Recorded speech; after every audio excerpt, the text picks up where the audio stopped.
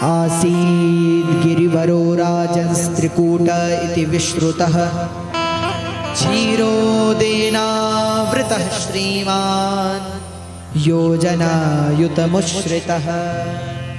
यहाँ भागवत के अष्टम स्कंद में गजग्राह की कथा, ध्यान से सुनना जरा। कहते गजेंद्र नाम का हाथी बड़ा बलवान था, उसे अपने बल पर बड़ा अहंकार था। एक दिन गजेंद्र को प्यास लग आई। बहुत बड़ा परिवार था गजेंद्र का, बहुत पुत्र, बहुत पत्नियां, बहुत बड़ा परिवार। गजेंद्र को दो प्रकार का अहंकार था, स्वबल और स्वजन बल। गजेंद्र को लगता था कि वैसे तो मैं संकट में नहीं आऊंगा, मुझ में बहुत बल है। 10,000 हाथियों का बल मात्र गजेंद्र में था, इतना बलवान। और अगर मैं कभी संकट में आ भी गया तो कोई चिंता नहीं, मेरा इतना बड़ा परिवार है, मुझे बचा लेंगे। तो स्वजन बल का अभिमान था। एक दिन गजेंद्र को प्यास लग आई। गजेंद्र को लगा कि चलो बगल में ही तालाब है, सब जलपान कर आए। तो सारे परिवार के साथ जलपान करने के लिए गजेंद्र चला। सरोवर में जाकर के गजेंद्र ने जलपान किया। जलपान करने के पश्चात गजेंद्र उस जल में स्नान करने लगा। तभी ग्राह ने गजेंद्र का चरण पकड़ लिया। जो ग्राह ने गजेंद्र का चरण पकड़ा तो गजेंद्र ने सोचा कोई छोटा मोटा जीव होगा, चरण पकड़ लिया है, थोड़ी देर में जब पता चलेगा कि हम कौन हैं तो चरण छोड़ देगा। परंतु ग्राह ने चरण नहीं छोड़ा। जब गजेंद्र जल से बाहर निकलने लगा, बड़ा बल लगाया, परंतु ग्राह के मुख से, ग्राह का मतलब होता है मगरमच्छ, उसके मुख से गजेंद्र का चरण न निकला। तो उसने अपने पत्नियों को, परिवार को कहा, तो सारी पत्नियां और परिवार उसे खींचने लगा।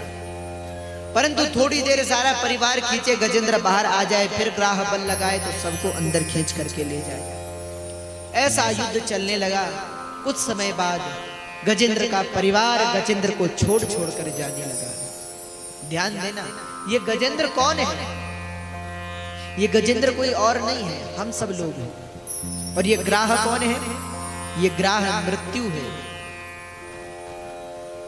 जब मृत्यु चरण पकड़ती है तो सारा परिवार उससे बचाने का प्रयास करता है। दवाइयां देते हैं, अच्छे अस्पताल में भर्ती करते हैं, देखभाल करते हैं, तो कुछ देर के लिए मृत्यु के मुख से बाहर ले आते हैं। परंतु फिर मृत्यु बल लगाती है तो फिर अंदर खींच करके ले जाती है। ऐसी खींचातानी बुढ़ापे में अक्सर चलती ही रहती है। अब तो गजेंद्र का परिवार गजेंद्र को छोड़कर जाने लगा। गजेंद्र ने आवाज लगाई, देवियों कहां जा रही है? तो उसके परिवार ने कहा, बोले महाराज हम कब तक आपको खींचते रहेंगे? हम आपको बाहर खींचती हैं और ये ग्राह आपको फिर अंदर ले जाता है। ये कार्य कब तक चलता रहे? इसलिए हे महाराज, अब हमें भी तो भूख लगती है, हमें भी प्यास लगती है, कब तक आपको खींचते रहे? अब या तो अंदर ही चले जाओ या बाहर ही आ जाओ। महाराज या तो मर ही जाओ या बच ही जाओ, कब तक खींचेंगे आप? आज गजेंद्र को स्वबल से का जो अहंकार था वो टूटा, स्वजन बल का जो अहंकार था वो टूटा। अब गजेंद्र को भगवान की याद आई। अच्छा ध्यान देना, मृत्यु जब चरण पकड़ती है, मृत्यु सबसे पहले चरण ही पकड़ती है। आपने देखा होगा बुढ़ापे में उठाने के लिए 2 लोग चाहिए, फिर बैठाने के लिए 2 लोग चाहिए। बैठ गए तो स्वयं से नहीं उठ सकते, 2 लोग उठाते हैं। ज्यादा दूर चल करके नहीं जा सकते, घुटनों में दर्द होता है। तो समझो मृत्यु ने चरण पकड़ लिया, फिर मृत्यु और ऊपर आती, मृत्यु पेट तक पहुंचती है तो अब कुछ पचता नहीं, तो डॉक्टर भी सलाह देते हैं कि हल्का भोजन करो। मृत्यु और ऊपर पहुंचती है, अब दांत झड़ जाएगा। मृत्यु और ऊपर पहुंची, कानों से सुनाई देना बंद हो गया। जब बुढ़ापे में अगर कानों से न सुनाई देना तो खुश हो जाओ, समझो भगवान की कृपा हो। क्यों? ये कालदेव की कृपा है कि कान चले जाते हैं, सुनाई देना बंद हो जाता है। अच्छा, बोले भगवान की कृपा क्यों है?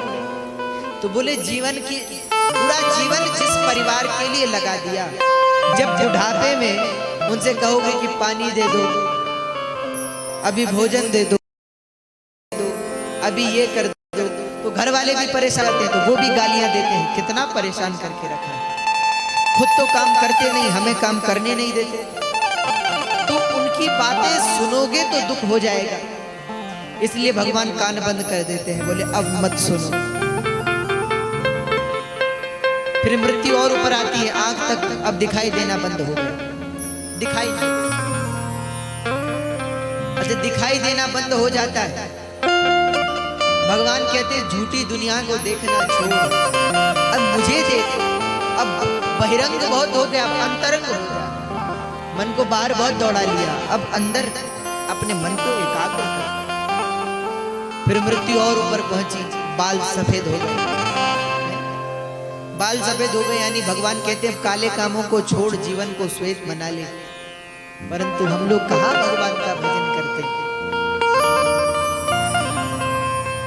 आज जब गजेंद्र निर्बल हो गया, सब उसे छोड़कर चले गए, आज गजेंद्र को समाज की वास्तविकता का पता चल गया, समाज का पता चल गया। जब तक आप सुखी हो तब तक सब आपके हैं, परंतु जहां जीवन में दुख आया तो अपने भी साथ छोड़ देते हैं। ये संसार की वास्तविकता है। आज तक गजेंद्र में बल था तो सब उसके साथ थे, आज बल नहीं रहा, निर्बल हो गया, सबने गजेंद्र को छोड़ दिया। और जब व्यक्ति को सब छोड़ देते हैं तब किसकी याद आती है? जोर से बोलो। जब कोई नहीं रहता तो किसकी याद आती है? तब भगवान सोचते हैं, तब आती है। आज गजेंद्र को भगवान की याद आई है। पत्नियां भी चली गई। अच्छा, अस्पताल में भी कुछ ऐसा ही होता है, आपने देखा होगा। पिताजी बीमार हो गए, अब वेंटिलेटर पर रखे हैं उनको जीवित रखने के लिए, तो घर वाले भी कहते हैं कि अब तो बहुत कर्जा हो गया है सिर पर, या तो मर ही जाओ या बच ही जाओ, बहुत कर्जा लगा दिया, बहुत पैसा खर्च कर दिया, घर वाले भी छोड़ देते हैं। तब उस अंतकाल में व्यक्ति को भगवान की याद आती है। तो उस समय जब याद भगवान को ही करना है, तो इन लोगों को याद करने से क्या फायदा, आज से ही भगवान के स्मरण में लग जाए।